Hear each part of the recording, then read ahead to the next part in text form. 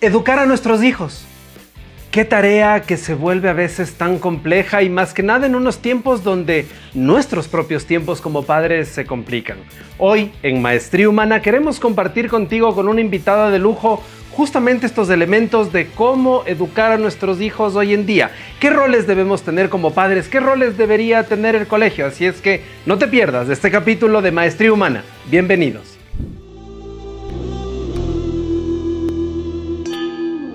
Maestría Humana.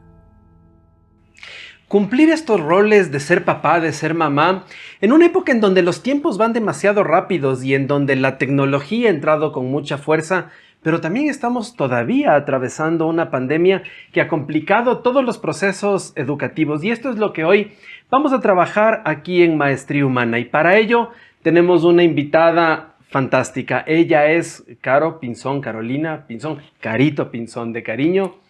Al frente, Carito, de instituciones educativas, al frente de educación, 20 y resto de años. Bienvenida, Caro, a Maestría Humana. Gracias, Santi, por tu invitación y me encantó lo de 20 y resto. ¿Para qué? Para que no se note. No, solo los 20. Muy bien, Okay, a los 20, sí. Los 20 y picos. 21 poquitos. 21 poquitos. Ajá. Carito, viendo desde adentro al frente de una institución educativa tanto tiempo y además estás al frente de una estructura que une a varios colegios que tienen este concepto de bachillerato internacional. Eres parte de esto. Viendo todo esto desde puertas adentro de una institución educativa, ¿qué está pasando con nuestros jóvenes, nuestros niños hoy? Santi, podría decirte que están pasando muchísimas cosas, pero bueno, lo que nos trae hoy es todos estos cambios que a nivel educativo se vienen dando. Los niños vienen de una pandemia, vienen de estar encerrados, de que no tuvieron tiempo de socialización, de compartir con sus amigos, y los más pequeños ni te digas. Ya es algo muy complejo porque estos chiquitos vienen tremendamente ariscos, podría ser la palabra. Es difícil acercarse a ellos, tremendamente sobreprotegidos, porque pues papá y mamá estuvieron todo el tiempo 24/7. 24/7. Como helicópteros, papá sobre ellos. Correcto. Bueno, también ese acercamiento de ellos a la educación fue importante, te puedo decir. Se dieron cuenta de la labor que hay en el colegio por parte de los docentes y que no es un trabajo sencillo.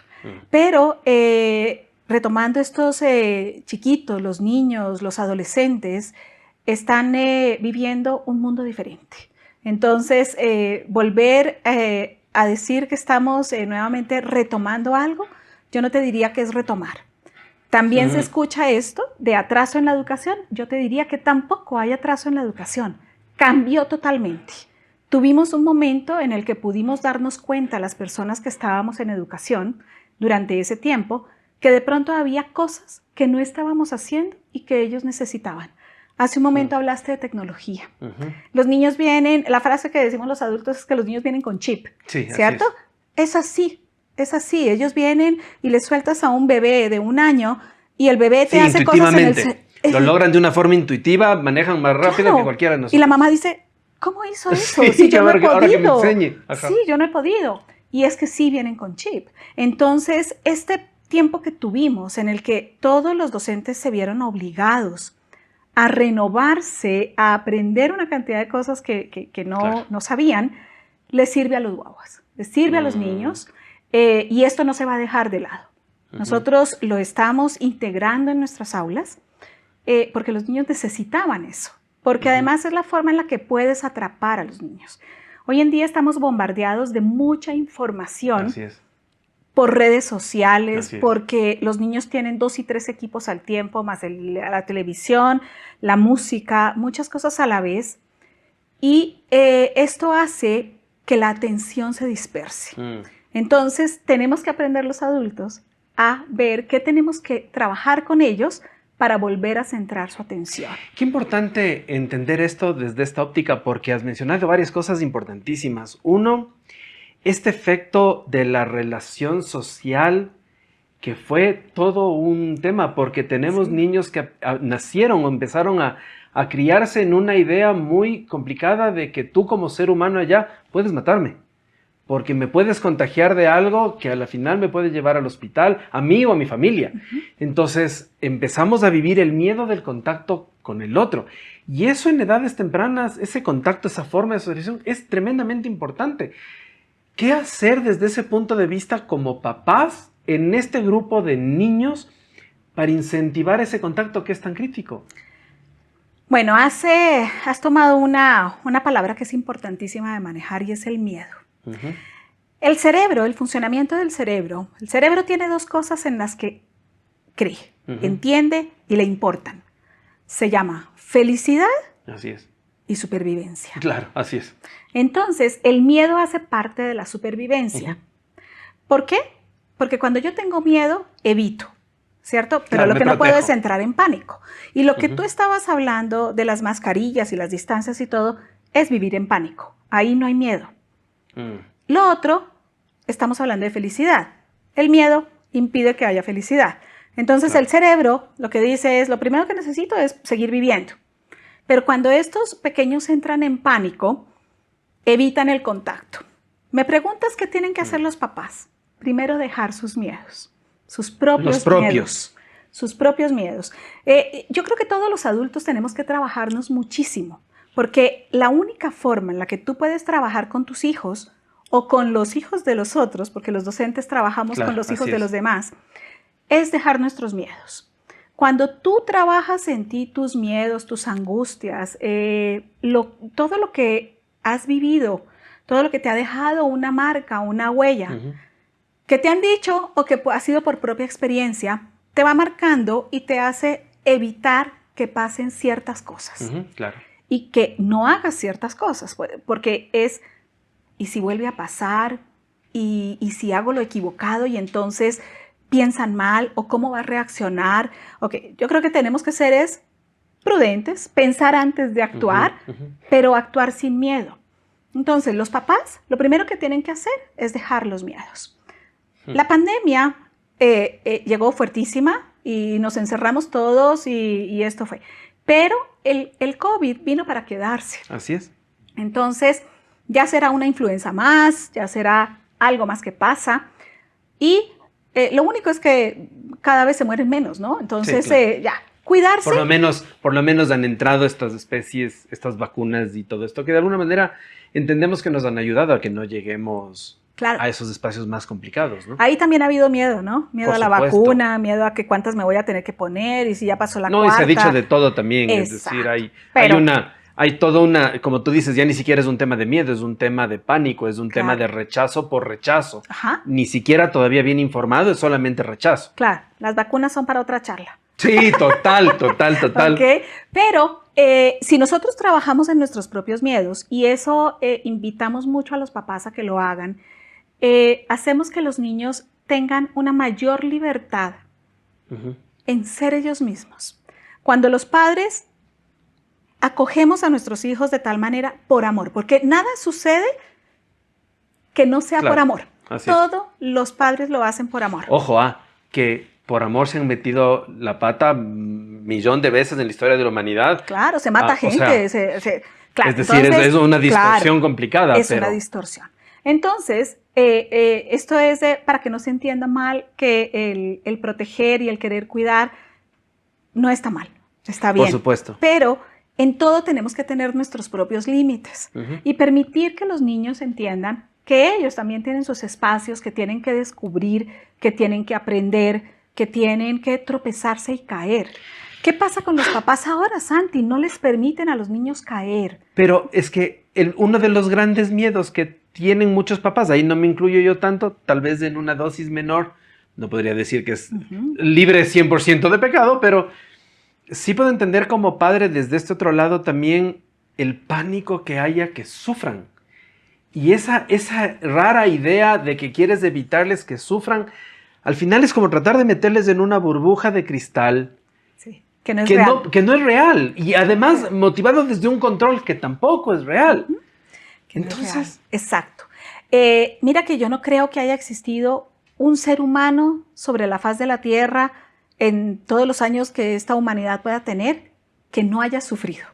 Sí, pues sufrir es parte de la vida. Y además, el sufrir, la tristeza, tiene que existir para que puedas reconocer la felicidad. Porque si no hay blanco, no hay negro, sino los opuestos tienen que darse. Al menos para la parte de la mente binaria, así aprendemos. Como Exacto. seres humanos, en la parte humana, aprendemos a través de esta comparación, de esta distinción entre los opuestos. Exacto, porque el cerebro necesita entender que lo bueno, lo malo, lo blanco, lo negro, la felicidad, la tristeza.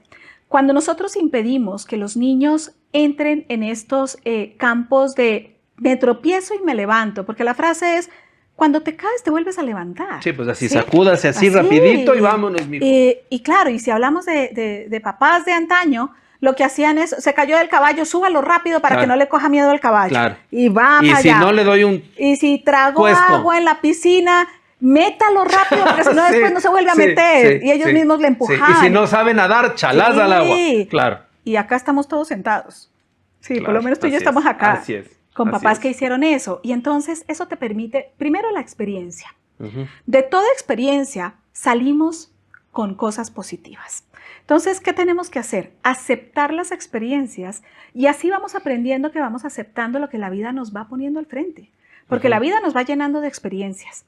Y los papis no se dan cuenta que cuando ellos tienen esta sobreprotección, impiden la experiencia en un momento en la que ellos les pueden acompañar a salir de pronto de experiencias que no han sido tan bonitas, acompañar un proceso y decir, mijo, a ver, esto pasa, te caíste, uno se levanta y se limpia y no ha pasado nada, levántate. Así es. Pero cuando no permites esto y no tienes ese espacio de acompañamiento, cuando ya eres adolescente y te empiezas a tropezar, claro, no sabes manejar tus frustraciones. No sabes manejar las frustraciones y entonces, como no sabes manejar las frustraciones, viene un ¿para qué estoy en esta vida? Entonces no tienes Se va el propósito. soporte, no tienes piso y entonces no tienen propósito. Porque tú llegas a la vida con un propósito, lo que pasa es que se nos olvida. Así es. Venimos con el propósito y se nos olvida y tenemos que volver a descubrirlo en el paso del crecimiento, del camino de la vida. Pero los niños deberían tener claro cuando ya están más o menos entre los 15, 16, su propósito, porque eso les hace elegir un camino, una carrera, hacia dónde van. Esa es mi brújula, ¿no? Es exacto, a dónde apunto. Exacto. Entonces, sí es importante, retomemos que los papás dejen los miedos. Todos los papás tenemos miedo. Claro. Primera, soy la primera, tengo miedo, no puedo dejarle ver el miedo a mi hija. Porque entonces no la dejo ser, porque ella, para que yo no tenga miedo, no hace, no sigue su camino. Es que no entendemos que el miedo es un potenciador, como todas estas emociones, el miedo te está dando un mensaje, pero como le tenemos miedo al miedo y le vemos como algo que es negativo o que me disminuye, que me vuelve débil, entonces no quiero verme así. En una sociedad que nos está marcando mucho a ser fuerte, a ser exitoso, a estar todo el tiempo para adelante.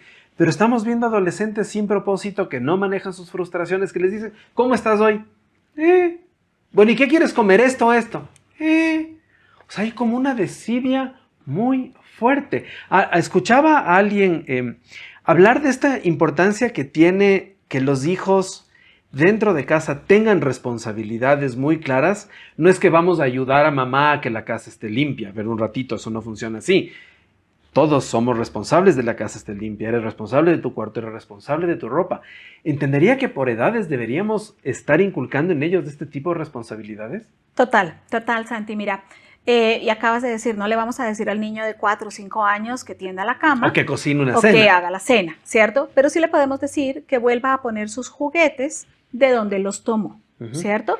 O que sus zapatos, cuando se va quitando la ropa, no se van dejando por el camino para que alguien más recoja.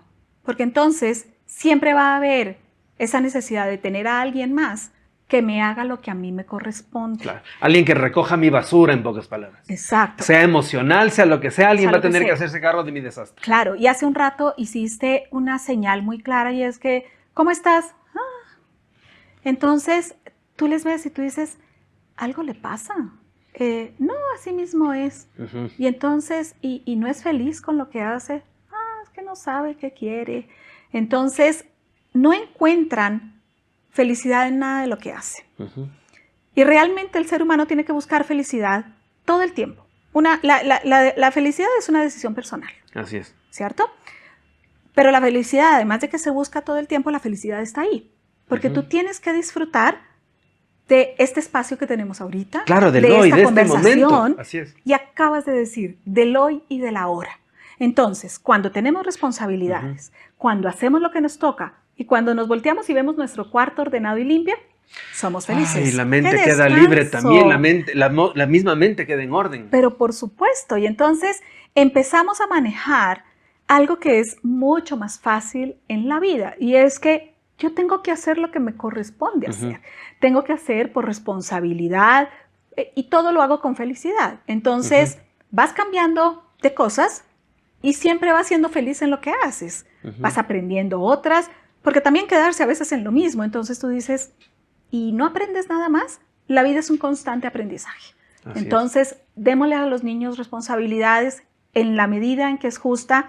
Y por supuesto, no todo el tiempo. Enseñemos a los niños el valor del dinero. El dinero no es algo que a todos nosotros nos regalan, es algo que luchamos, que conseguimos con trabajo, y los niños simplemente piden, son una máquina de pedir.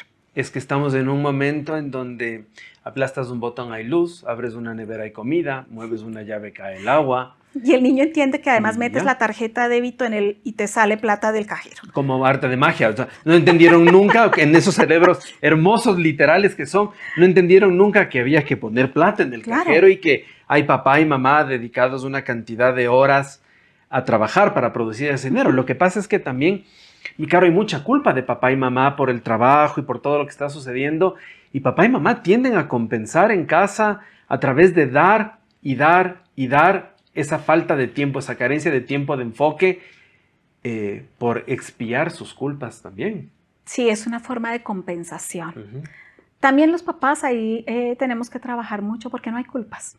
No debería haber culpa en que tengo que trabajar.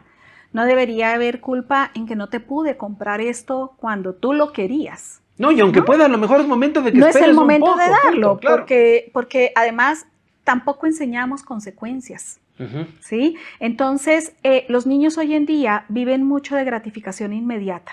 Entonces, no saben esperar. Sí, y el cerebro que es mágico en esto y que tiene para allá. Toda la estructura de gratificación, pero ahí lista. Sí, la quiero para allá. Así es. Y si no me la das, o berrinchen los más pequeños, claro. o manipulo, o me vuelvo rebelde. Sí, o me siento y lloro hasta que me cumplas porque como estoy mamá desesperada que ya no quiero seguirte viendo, ya, cállese, te doy. Vea, déjeme trabajar, siga, tome. Y a la primera que una mamá hace eso o un papá hace eso, hasta ahí llega, porque ya no tiene límite. Entonces, los niños en la adolescencia, en la niñez todo el tiempo ponen el límite, a ver hasta dónde va. Claro. Y en la adolescencia nos piden a gritos que les pongamos límites. Lo que pasa es que como papás a veces no entendemos. Y entonces, me hiciste una pregunta al inicio. ¿Qué pasa en el colegio, en la escuela? Cuando queremos poner límites, entonces los papás se molestan. Porque, ¿cómo así? ¿Por qué a mi hijo? Porque siempre es ese comparar con el otro y no entendemos que cuando estamos en una reunión, estamos hablando de ese hijo, ¿no? No de los hijos de los demás. Así es. Pero lo otro es que estamos educando. Entonces, ese permiso para que los colegios y las escuelas sigan educando, que fue para lo que fueron creados, ¿no? Mira, no hay ningún colegio, ninguna escuela que tenga una mala intención de maleducar. Así es, ni de dañar. Nada. Todo es acompañar a la familia, pero necesitamos tener ese triángulo perfecto de estudiante, familia, colegio. Claro. Cuando alguna de esas patitas falla el proceso. Y entonces buscamos culpables. Otra vez volvemos a la culpa. Y como mamá no puedo asumir que yo no hice mi tarea poniendo límites y responsabilidades, y entonces tengo que culpar a alguien, no a mi hijo, el colegio. Qué locura, ¿no?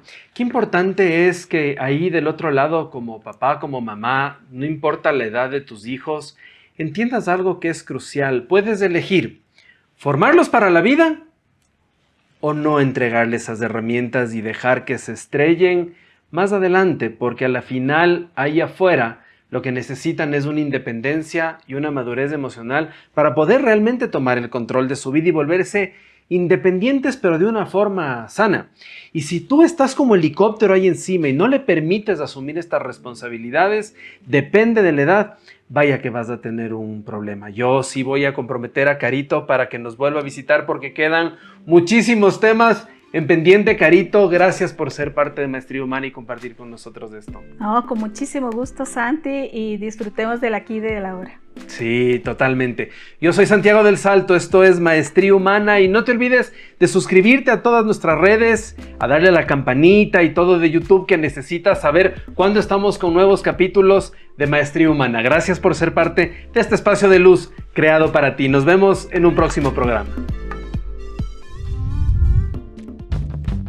Les quiero agradecer por habernos acompañado el día de hoy en Maestría Humana, en este programa que espero que sirva para todos. No se olviden de unirse a nuestras redes sociales, dar clic en la campanita de YouTube y esperar el siguiente programa. Les invito a que sigamos siempre en el aquí y en el ahora. Sean felices.